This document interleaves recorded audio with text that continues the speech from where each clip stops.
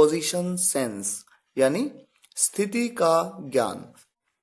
Position के बारे में हमें पता होना चाहिए, कौन कहाँ पर है, कौन आगे है, पीछे है, दाएं हाथ पे है, बाएं हाथ में है, बगल में है, बीच में है, किनारे है।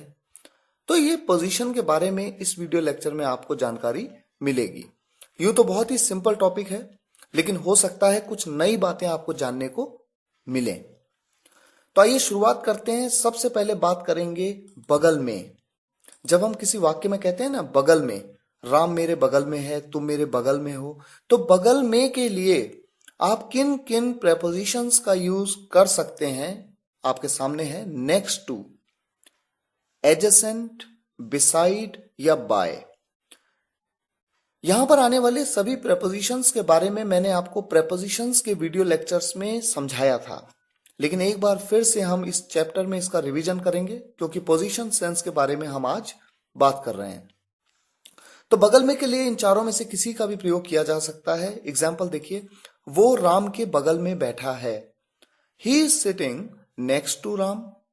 या आप कह सकते हैं he is sitting adjacent Ram. यहां पर एडजेसेंट कहते हैं क्योंकि यहां पर डी साइलेंट होता है।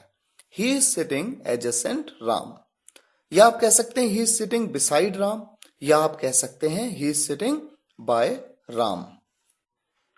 इसी तरह से देखिए आगे, आगे के लिए आप यूज करते हैं अहेड ऑफ और पीछे के लिए आप यूज करते हैं बिहाइंड। मान लीजिए आप क्लास में बैठे हैं, आपके आगे कोई बैठा है तो वो आपके अहेड ऑफ है, और अगर आपके पीछे कोई बैठा है तो वो आपके बिहाइंड है। एग्जाम्पल देखिए, अयांश अविरत के आगे बैठा है, Ayansh is sitting ahead of अविरत। और इसी बात को अगर मैं ऐसे कहूं, अविरत अयांश के पीछे बैठा है, तो मैं कहूंगा अविरत इज सिटिंग बिहाइंड अयांश। बहुत ही सिंपल कॉन्सेप्ट है। अब देखिए नेक्स्ट है आपके सामने सामने। सामने के लिए आप क्या यूज करते हैं? सामने क्या? Face to face. जैसे मेरे सामने कोई खड़ा है, आपकी दुकान के सामने मेरी दुकान है, सामने का मतलब बिल्कुल फेस टू फेस। या तो इन फ्रंट ऑफ का यूज करते हैं आप, या बिफोर का भी यूज कर सकते हैं। वैसे बिफोर का एक मतलब और होता है पहले, लेकिन प्रेपोजिशंस के वीडियो लेक्चर में भी मैंने आपको बताया था कि बिफोर के अलग अलग मतलब हैं। यहां पर इन फ्रंट ऑफ का मतलब है सामने, और बिफोर का यूज भी आप सामने के लिए कर सकते हैं। एग्जाम्पल देखिए, अयांश अविरत के सामने खड़ा है, दोनों का चेहरा एक दूसरे की तरफ है। Ayansh is standing in front of अविरत। या मैं कह सकता हूं अयांश इज स्टैंडिंग बिफोर अविरत। तो इस तरह से मैं दोनों का यूज कर सकता हूं। अब देखिए दाईं ओर, जब हम कहते हैं ना दाईं ओर, तो दाईं ओर के लिए हम क्या यूज कर सकते हैं? राइट टू, या फिर हम कह सकते हैं टू द राइट ऑफ। यहां पर जहां पर टू लगा है, जहां पर ऑफ लगा है, आप इनकी पोजीशंस को कभी भी बिल्कुल नहीं चेंज करेंगे, क्योंकि एग्जैक्ट यही फॉर्मेशंस आपको यूज करना है। या तो आप कहेंगे राइट टू, या कहेंगे to the right of. Example देखिए, वो यशी के दाईं ओर बैठा है, he is sitting right to Yashi. या आप कह सकते हैं he is sitting to the right of Yashi. और इसी तरह से बाईं ओर के लिए लेफ्ट टू, या फिर to the left of. Example है, वो यशी के बाईं ओर बैठा है, he is sitting left to Yashi, या he is sitting to the left of Yashi. दोनों में से किसी का भी एक यूज आप कर सकते हैं। अब बात करेंगे एक इंपॉर्टेंट कॉन्सेप्ट की, बगल में दाईं ओर।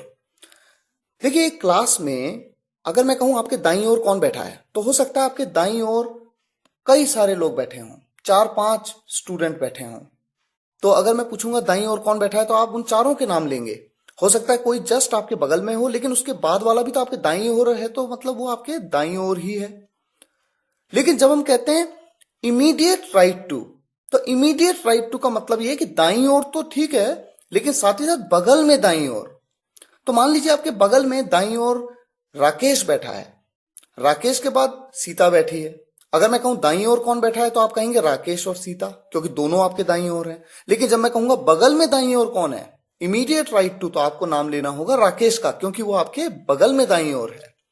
तो इमीडिएट का कॉन्सेप्ट यहां पर आता है। एग्जाम्पल देखिए, अयांश अविरत के बगल में दाईं ओर बैठा है, Ayansh is sitting immediate right to Avirat. और इसी तरह से बगल में बाईं ओर, इमीडिएट लेफ्ट टू।